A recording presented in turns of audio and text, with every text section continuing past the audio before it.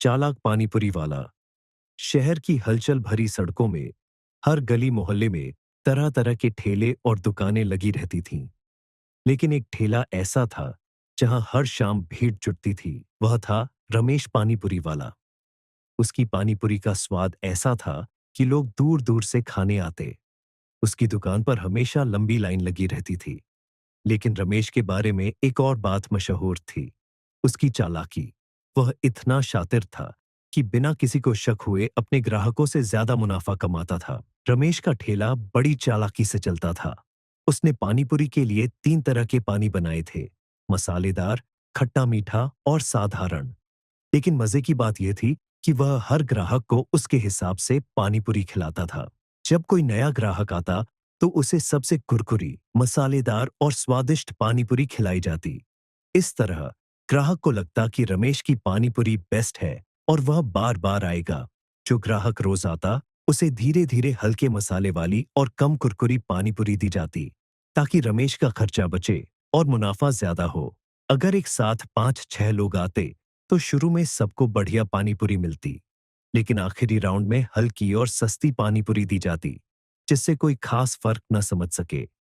रमेश ने अपने ठेले पर अलग अलग पानी के मटके रखे थे, लेकिन असल में वह ग्राहकों को वही पानी देता जिससे उसका मुनाफा बढ़े। वह पुरानी पानीपुरी को फिर से तलकर कुरकुरी बना देता और ग्राहकों को परोसता। लेकिन रमेश की चालाकी इतनी सफाई से होती थी कि कोई उसे पकड़ नहीं पाता था।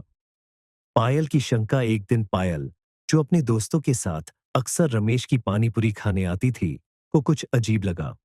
उसने महसूस किया कि पहले जब वह आई थी तो पानीपुरी बहुत स्वादिष्ट और कुरकुरी थी, लेकिन अब वैसी बात नहीं थी। उसने अपनी दोस्त नीतू से कहा। तुझे नहीं लगता रमेश भाई पहले जैसी स्वाद वाली पानी पूरी नहीं दे रहे? नीतू ने हंसते हुए कहा। अरे यार, तेरा स्वाद बदल गया होगा। लेकिन पायल को यकीन था कि कुछ गड़बड़ है। वह रमेश की हरकतों पर नजर रखने लगी। रहस्य खुलने लगा। अगले दिन पायल ने एक योजना बनाई। उसने अपनी एक और दोस्त को रमेश के ठेले पर भेजा, लेकिन इस बार वह लड़की नई ग्राहक बनकर गई। पायल ने दूर से सब कुछ देखा।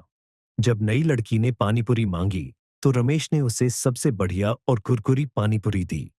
लेकिन जब पायल और नीतू ने पानीपुरी मांगी तो रमेश ने बिना ज्यादा ध्यान दिए हल्की और कम कुरकुरी पानीपुरी दे दी। अब पायल को पूरा यकीन हो गया कि रमेश कुछ गड़बड़ कर रहा है, लेकिन यह बात साबित करनी थी। पायल और नीतू ने रमेश की चालाकी को पकड़ने का प्लान बनाया।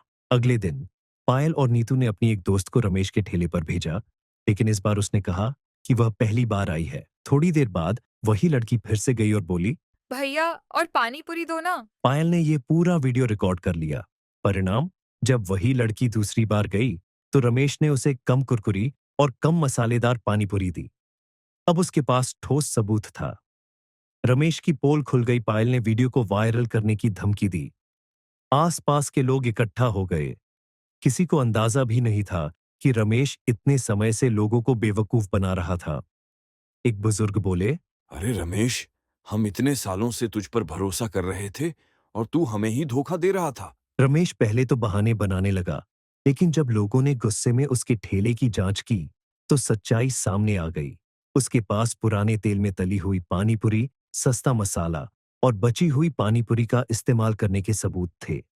लोगों का गुस्सा बढ़ने लगा। रमेश को एहसास हुआ कि अब उसे माफी मांगनी पड़ेगी। अंत में सबक रमेश ने सबके सामने हाथ जोड़कर कहा। मुझे माफ कर दीजिए, मैं लालच में आकर ऐसा कर रहा था। अब से मैं हमेशा ईमानदारी से पानी पूरी बेचूंगा। पायल और उसके दोस्तों ने रमेश को सबक सिखाया, लेकिन उसे सुधरने का मौका भी दिया। उन्होंने उससे वादा लिया कि आगे से वह किसी ग्राहक के साथ बेईमानी नहीं करेगा। उस दिन के बाद रमेश का ठेला फिर से चलने लगा, लेकिन अब बिना किसी चालाकी के।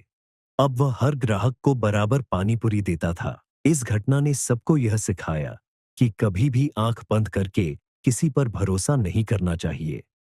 अगर कोई चालाकी करता है तो उसे पकड़ने के लिए सूझबूझ और हिम्मत की जरूरत होती है।